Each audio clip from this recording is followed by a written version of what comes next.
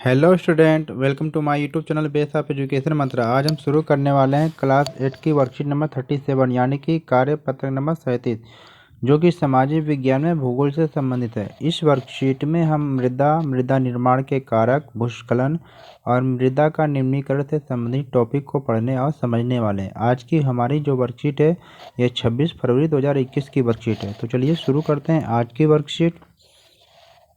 सभी स्टूडेंट यहाँ पर अपना नाम, यहाँ पर अपने क्लास टीचर का नाम लिखेंगे। आज का जो हमारा टॉपिक है मृदा निर्माण के कारक, भूस्खलन और मृदा का निम्नीकरण। तो हम सबसे पहले मृदा के बारे में पढ़ने और समझने वाले हैं। पृथ्वी के पृष्ठ पर दानेदार कणों के आवरण की पतली परत मृदा कहलाती है। जो भूमि के सबसे ऊपर का भाग होता है, जो दानेदार जो कणों के जो आवरण या पतली जो परत आपको दिखाई देती है, इसे हम क्या है, मृदा कहते हैं। यह भूमि से निकटता से जुड़ी हुई है। स्थल रूप मृदा के प्रकार को निर्धारित करते हैं। मृदा का जो निर्माण होता है ये चट्टानों से प्राप्त खनिजों और जैव पदार्थ तथा भूमि पर पाए जाने वाली खनिजों से होता है।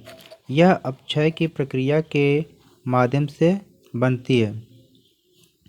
खनिजों और जैव पदार्थों का सही मिश्रण मृदा को उपजाऊ बनाता है।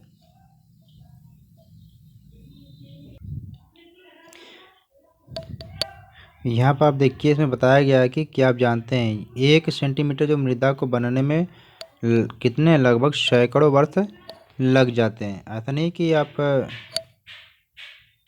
मिट्टी को देखें तो वो हमेशा बनती रहती नहीं, उसको एक सेंटीमीटर मिट्टी को जो मृदा को बनने में कई सैकड़ों वर्ष लग जाते हैं।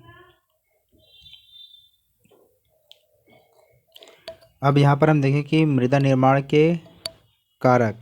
मृदा निर्माण के मुख्य कारक इस प्रकार है: जनक, शैल का स्वरूप, जलवायविक कारक, स्थलाकृति, जैव पदार्थों की भूमिका, मृदा निर्माण के संगठन में लगा समय। चित्र में आप देख रहे हैं कि मृदा निर्माण को जो प्रभावित करने वाले जो कारक है वो निम्न प्रकार है। इसमें आपका जो जलवायु है, तापमान है, वर्षा है, अपक्षय और ह्यूमस निर्माण की दर को क्या करते हैं, प्रभावित करते हैं। दूसरा क्या है, समय मृदा परिच्छेदिका की मोटाई को निश्चित करता है। तीसरा क्या है, वनस्पति जात, प्राणी जात और सूक्ष्म जीव ह्यूमस निर्माण की दर को क्या है, प्रभावित करते हैं। और उच्चावच, तुंगता और ढाल मृदा के संचय को क्या है, निर्धारित करते हैं। आगे क्या है, जनक, शैल, रंग, गठन, रासायनिक गुणधर्म, खनिज, मात्रा, पारगम्यता को निर्धारित करते हैं।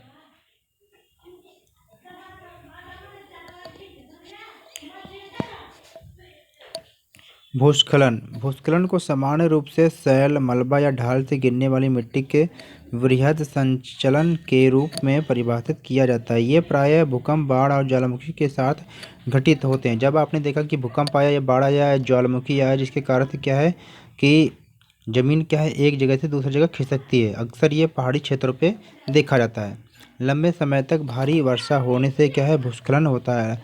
अगर ज़्यादा मात्रा में भी अगर बारिश होने लगी तो भी आप देखिए कि भूस्खलन होता है, क्योंकि ज़मीन क्या है, दरारें पड़ने लगती हैं और वो ज़मीन क्या है, खिसकने लगती है।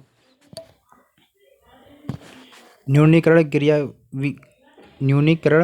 क्रियाविधि। वैज्ञानिक प्रविधियों के विकास से हमें समझने की शक्ति मिली है कि भूस्खलन उत्पन्न होने के कौन कौन से कारक हैं और उनका प्रबंधन कैसे करना है। भूस्खलन को रोकने की कुछ प्रविधियां निम्न हैं। नंबर 1 क्या है कि भूस्खलन प्रभावित क्षेत्रों का मानचित्र बनाकर इसमें प्रभावित होने वाले स्थानों को इंगित करना। इस प्रकार इन क्षेत्रों को आवास बनाने के लिए छोड़ा जा सकता है। मतलब कि आप ऐसे क्षेत्रों को मानचित्र पे क्या है, इंगित कर लीजिए कि जो जहाँ पर भूस्खलन आता है, और फिर क्या है, इन क्षेत्रों में क्या है, मकान बनाने के लिए क्या है, मना कर दिया जाए। आगे क्या है, भूमि को खिसकने से बचाने के लिए प्रतिधारित दीवार का निर्माण करें। मतलब कि भूमि को जहाँ पर भूस्खलन होता है वहाँ पर प्रतिधार दीवार बनाया जाए, जिससे क्या है कि वहाँ पर भूस्खलन न होने पाए। तीसरा क्या है, भूस्खलन को रोकने का सबसे प्रभावी तरीका है वनस्पति आवरण वृद्धि। मतलब भूस्खलन को रोकने के लिए सबसे आसान तरीका है कि ज़्यादा मात्रा में वृक्ष या पेड़ लगाया जाए। तीसरा है सतही अपवाह तथा झरना प्रवाहों के साथ साथ भूस्खलन की गतिशीलता को नियंत्रित करने के लिए पृष्ठीय अपवाह नियंत्रण उपाय कार्यान्वित किए गए हैं। मतलब कि सतही अपवाह या झरना प्रवाह को कम करने के लिए क्या किया गया है कि पृष्ठीय अपवाह नियंत्रण के उपाय किए गए हैं।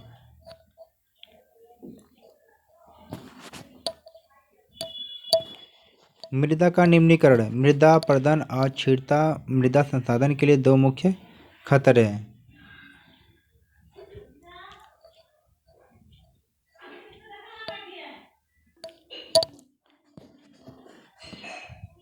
मानवीय और प्राकृतिक दोनों ही कारकों से मृदा का क्या है निम्नीकरण हो रहा है। मृदा के क्या है निम्नीकरण में सहायक कारक वनोन्मूलन, अतिचारण, रासायनिक उर्वरकों और कीटनाशकों का अत्यधिक उपयोग, वर्षा, दोहन, भूस्खलन और बाढ़ है।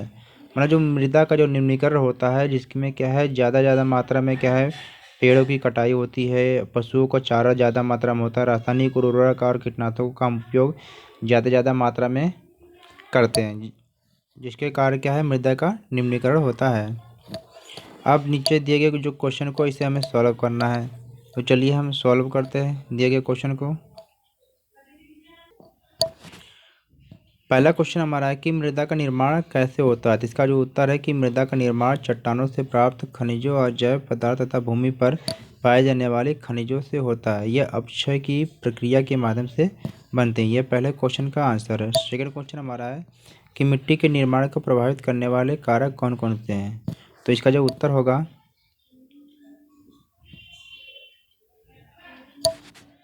इसका जो उत्तर है हमारा कि मृदा को प्रभावित करने वाले कारक निम्नलिखित है। पहला क्या है जलवायु, तापमान, वर्षा, अपक्षय और ह्यूमस निर्माण की दर को प्रभावित करते हैं। दूसरा है समय मृदा परिच्छेद की मोटाई को निश्चित करते हैं। तीसरा वनस्पति जात, प्राणी जात, सूक्ष्म जीव ह्यूमस निर्माण की दर को क्या है प्रभावित करते हैं। चौथा उच्चावच, तुंगता, ढाल मृदा के संचय को क्या है निर्धारित करते हैं। तीसरा क्वेश्चन हमारा क्या है कि भूस्खलन को कम करना क्यों आवश्यक है। भूस्खलन को कम करने की ज़रूरत क्यों है। तो इसका जो उत्तर है कि भूस्खलन को कम करना इसलिए आवश्यक है क्योंकि इससे बहुत अधिक मात्रा में क्या है जनधन की हानि होती है। जैसे भूस्खलन से कई मकान एवं सड़क क्या है क्षतिग्रस्त हो जाते हैं, जिससे क्या है यातायात भी प्रभावित होता है एवं मिट्टी का बहाव भी होता है।